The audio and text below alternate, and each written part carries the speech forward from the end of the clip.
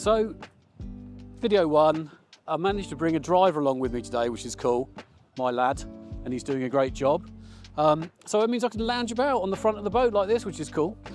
This video is going to be really all about what AI is, and it's had a lot of press for the last year or so. Everyone is getting on the bandwagon, so everything's going to be AI in the future, and I thought it'd just be useful just to pitch the history of AI, how it's not really a new thing, and also some of the layers of AI, because we talk in stacks in most of these videos. So history-wise, AI has been around for a very, very long time.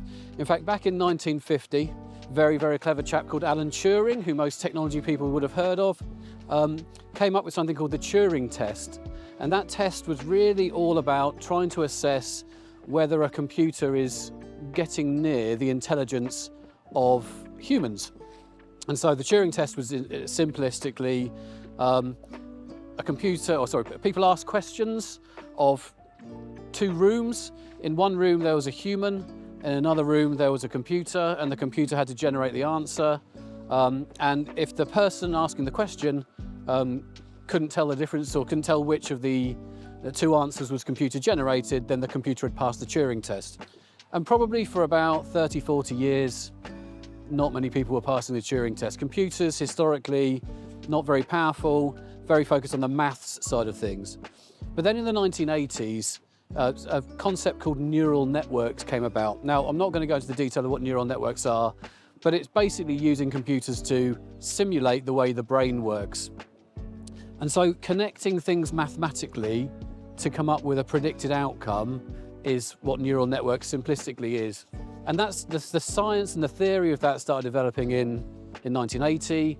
And then the first sort of major breakthrough, public breakthrough, was really in the 1990s, where IBM created a machine called Deep Blue, I think. I can't remember the name of it now, that's awkward.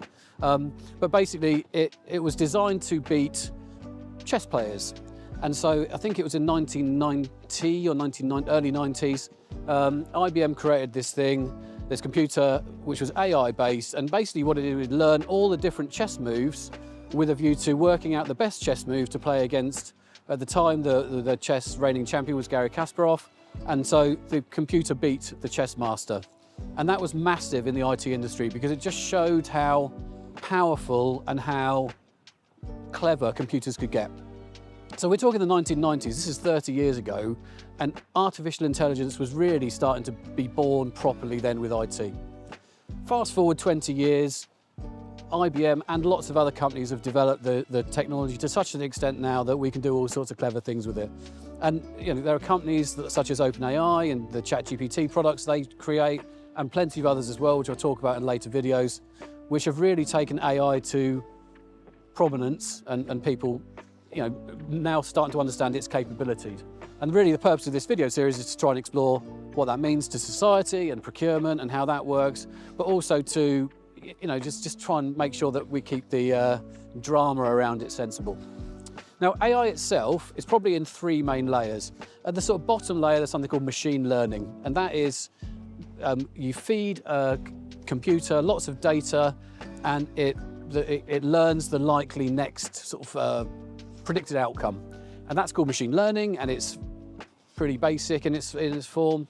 The next layer up is deep learning, and that's really using this neural networks concept. So this is really all about giving computers the intelligence to work out to look at multiple different facets and work out how they sort of interplay to come up with an outcome.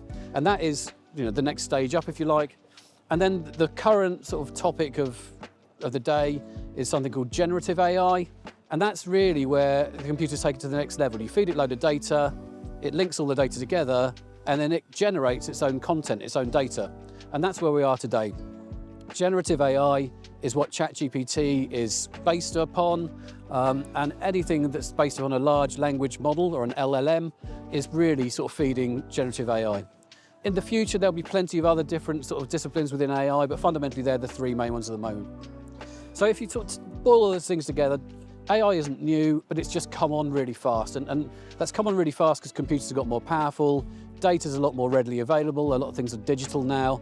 So it's got lots of things to consume and therefore learn by, and AI is starting to develop from that perspective.